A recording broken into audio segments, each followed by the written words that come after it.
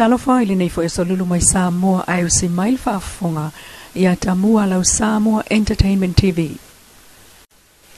O taunu ua i whanua le fionga le kovana sili o le malo Amerika Samoa le fionga le manu pale poi maunga ma le fono le atoa o Samoa i le stofi ma le sfrei le nei. Ua fuafua e whelo i le amalanga mai le motu sa e mal minister vai fafo ma fe whaatau inga. O le stofia tai au e talalo i aile fono al pulengo le atoa Samoa i le mamaota o le malo il savali whaaloalo il afol fitu le tai au. So o tuail sauni ngā lotum saunuanga whaapitoa mai tai o malo e lua le fionga le suita i te fono ko vana le manu ma le fionga le pale mio Samoa fia me nao mi mata afa. O le talalo i ai au fia im whaalolonga masani ai whaaleanga nu umanga i atua i loa usfono ma e o longlongo ina le wha moe o malo whaalolongia i le whaletali malo le tau mesina mo le fono. O le asaforaile te puni alo i ai le whelo inga ale atoa o Samoa. O le whelo inga mua le atoa o Samoa na whaia lea i le maota fono le ACC mapsanga i tutuila i le asolua valo i ulai. Na whaatala no ai mata upu mo le manuia o malo e lua. E au fia ilso i fua malo loina ta mau a inga o a onga so ta inga whaona ponei fumlanga inga o whaatoanga mwhainga whaiva o me tau tupe si usi o manga o le tau ma o whiwa inga i le vao Samoa e lua. O ngā ruenga tele whaatau inga ma le vai fafo ma isi mta upu whaatasiai mo le whaito tusi o le ngana ma le aputiputi mai le ngai whanua o nisi nā vaenga lea o le awhatala noina i whailo inga o whaia nei.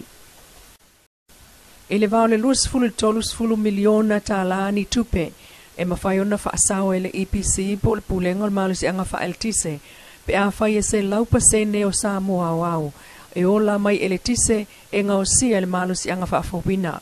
O malusi anga whaafawina e au fiail el tise mai le la o le savili o le vai mala au. I le whatalnoanga a le fionga taunu unga totasi o le savali a le malo ma le pule sili o le EPC a whaumuitau ili yese toa moana. Na ia whailo ail wha le malo ili elitise e ngausia mai le malusi anga whaafawina.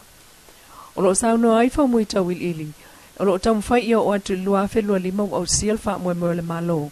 Mo le se lau pasene o le elitise ngausia mai malusi anga whaafawina. O ia sauno ai suenga sa whaatino. Ma le tilo atu isi atunu o lo lato watina eina foi. Lea vaenga. O lo tau mawhai e whao ngā le malusi anga whaafau. E te le lawa le wha moe mawhaiona au siai. E Samoa le iwa 10% o le ngafa tau limaina. O lea ngā luenga fuafua e masini o lo whao ngā ina ia lea i se a fianga. A ia mautinoa le mautu le lei o le wila. Ia sauno fo i se lau pasene whainga tā. O le moli maumal taltonunga o le tele o tonu o iail to mai le vaenga. O le au sia o 10% muli e whaistaung tā tele. E ui e mawhaiona au sia. Ai o le polenga. Ina ne ia a fiai masini o lo o whaau ngā. E taona te le se tupe teu whaafai ngā ruenga, mo le au mai ai ni me whai ngā ruenga i wha mautu a tili ai le whaau a wina o le whainga. O le isi tūlanga whainga tā pe on saunua le lipule o le whaatupula ia pea, o le mo o mia e tangata, o le wila, mo se whaataita inga, o se a inga e whaatausala topusa aisa, ta sile nā vaenga e mo o mia i tele le wila. So se ngā ruenga tele lava e whaatino e taona siasi mua ia i le EPC, na ia mautinoa Leilua lei o le pasene o le wila mna umia e tau fiai whaale tonu tupu mulmuliane. Taiminea ia le tise lea ngau sia mai le la, e i fo il tatu il tise ngau sia mai le swa vai, o le afi, o tatu whale afi le whao ngā mai la au, o malusi angana, o lo ati iae, i le taiminei. Il whaatalnoanga pau le vaenga o le tise o lo te le se whaatutuanga o lo oiai, o le afi vai, i te le tise e mawai, a le sola po le wila e maua mai le la ia e fua lava foi i le oso le la. I lana whaamalamlamanga a te tele timunga ua le tele lava o vaitafe e wha moe i le timu e mawhai lava o na maua mai le 5% o le wila e ngau sia mai le malusi anga whaafawina. O le tausanga ua mawai sa maua e le tunu 5% o le tise ngau sia mai le malusi anga whaafau. Sauno ai whau muilunga le sa bali whaatalanoanga lava le malsunga taunu unga e whainga tā o na fitu nai ina ia pāleni e tele el tise e maua mai le la e pōna ia foi pe a sau motu whaafua sei o na le ai leo se metua iai ma el tūlanga le na e whainga tai o na tau whaasosoa tūle el tise. Tau sanga le nei pe o na ia sau noa ua moli mawina le maalosi o munga la a tilo i vai tafe le lata mfulu aso, ua le aise vai e te le afianga.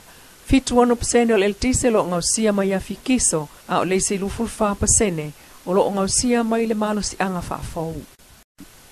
Ua whaatotua na i le pola motu maitua, e le fionga i le teitei fono le fas, whaatotua i le atua Samoa watasi, le sunga la uli al mali atua le watea plata i vang force Schmidt. O lo i Australia le sunga la uli taiminei, e Faafetai le sao Samoa i Australia, ma le lato lango i le suinga, o le pulenga o le whainga malo, o tula i mai nei al tato tunu. I sa vaengol saunanga le fionga teitei fono i lungo le whakasa TV, o tala no ai le anga i luma e sa ili awala i tutongi ai talafu, ma ia maua le tunu ule nofo fealo fani. Ai mai se aso stangata Samoa i vai panoa uma le lalangi. Taimi nei tato vai pe fa bento tongi e tasi tesi ma le fia piriona le tunu. Pe fa fena mau le tunu, pe fa fena mau o loa au minatu i fafa. Pe fa fea o na toi fe so tai le mafutanga Samoa i atunu ma mau Samoa. Al mele na fai nei upu ia na fai. Ua vai ai Samoa, ese Samoa no nofo i Samoa. Ese Samoa i New Zealand, ese Australia, ese Amerika. Aisa, ula na ufa mele upu na ato watulo ina sueto ngā luenga mwhaonga tau whana, ua wato toi a yama i malosa.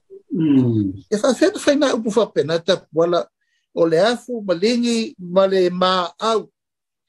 O atunu, o Samoa, o mai atunu ma mau le ma whaina oka o loa. Lima se lau ono se lau miliona tau sanga foreign exchange.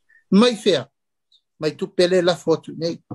Ai pe o fōlinga na nae tau mwhai mai pe teu ma fale. Tau mwhai ei fia le lei mai fafo. Ia. Whamasino le atunu. La ia sa molto whamal whau teu tanga. Ai lo whaanga solo pea whataltanuanga whaale vai aso mtu stala. Ale taitai o le tu o ngai le malo le HRPP.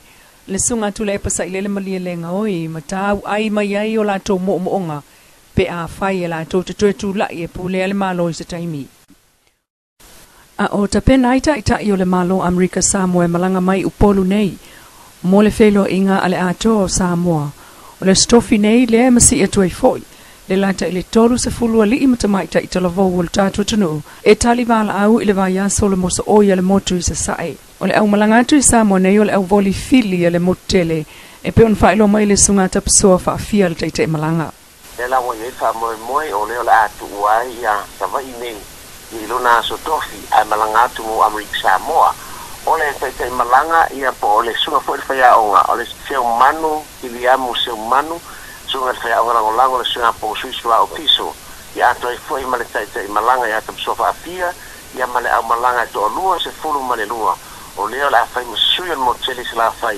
ia motu langa foi le o le fa moi le mo so Amerika Samoa o teni mo le o le la o kwa malanga ko ia au la ka ko e to lua suma lua la fa malanga se au kengi ese la o tama ma fa feonga piki mai le au le i savai ta fili mai ia fiu anga foi ta sile fila ku au tu se le nga au se so le au pika e fili mai ni ia fiu anga foi ta le fa kupe ai ma ko e fa kupe ai au ka ko ni ia le fa mo le ba ngar pe ni ka le mai kuida a fa kupe nga akoa o le fa kupe ai ano mo fa nga o ka ko mo ku se la fa o le moso oia Amerika Samoa tali tu se lavona sa male te wila i Samoa le uso o masina i lava le neito sanga ai o le vai aso fai u oktopa le tauwanga i tutuila peitai o vave o na malanga le au volia savai e fua i taimi le va ai lalo ma banoa. Lau Samoa Entertainment TV mas fa o poponga o na tamua i le aso atai au i le alofo le atua ai fa soi fuaia.